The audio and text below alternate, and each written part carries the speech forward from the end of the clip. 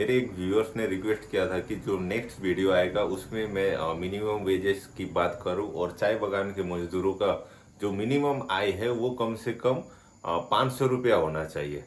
तो मैंने देखा वो कमेंट और मैं चाहता था इस विषय में वीडियो बनाना, फिर उन्होंने याद दिला दिया तो अच्छी बात है।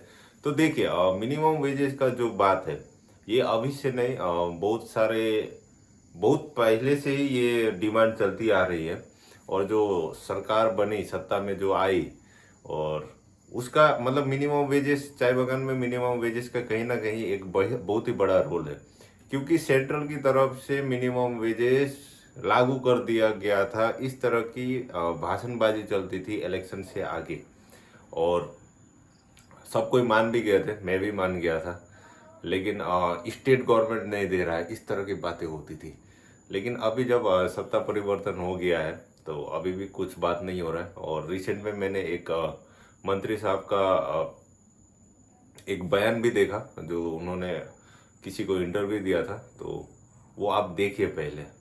मान लीजिए 300 रुपया हाजिरी हुआ, तो 300 रुपया हाजिरी होने से यदि 25 दिन पूरा काम होने से 25 दिन होता है, 31वां महीना होने से 26 दिन का होता है, हम 25 ही पकड़े तो 25 या 75, 7,500 रुपया पीएफ का पैसा काट के 6,500 का लगभग, अन्नपूर्णा भंडार 3,000 रुपया, 9,500 रुपया, और 125 दिन का काम जो 260 रुपया हाजिरी, 125 दिन यदि काम होता है तो वो भी एवरेज लगभग 3,500 रुपया होगा। यदि हम 3,000 ही पकड़े तो उधर 6,500 बगान का पेमेंट, 3,000 रुपया अन्नपूर्णा भंडार और 3,000 रुपया यदि जी राम जी से मिलता है तो लगभग एक श्रमिक का 12,500-13,000 रुपया महीना में इनकम होगा।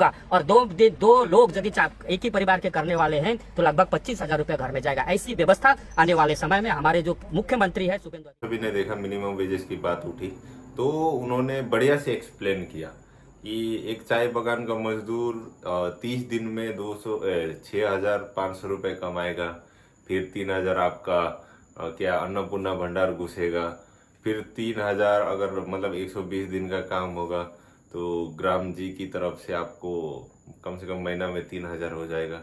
तो मैं मतलब मुझको थोड़ा सा कंफ्यूजन इस बात का है, अगर कोई व्यक्ति चाय बागान में मजदूरी कर रहा है और जो ग्राम जी की तरफ से जो काम होगा, पंचायत की तरफ से जो काम होगा, वो दोनों तरफ कैसे काम करेगा? एक व्यक्ति तो एक ही तरफ काम कर सकता है ना एक दिन में।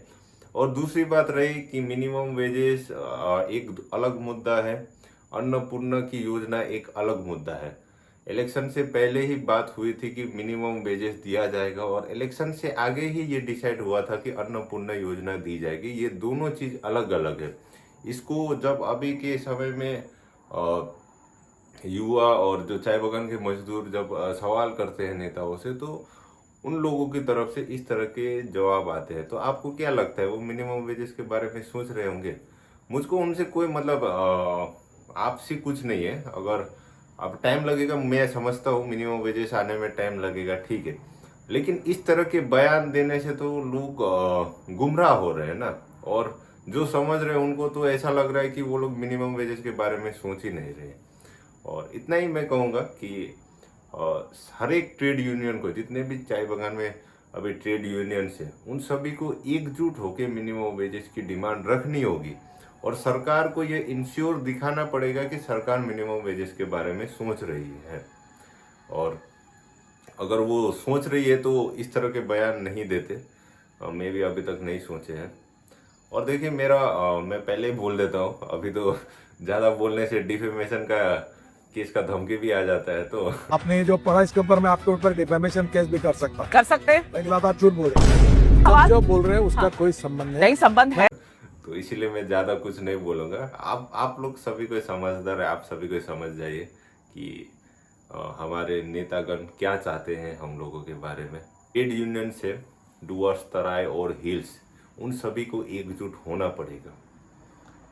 जब तक एकजुट नहीं होंगे हम लोग, तब तक हम लोगों के अधिकार का हनन होगा, और इस तरह के बयान मिलते रहेंगे।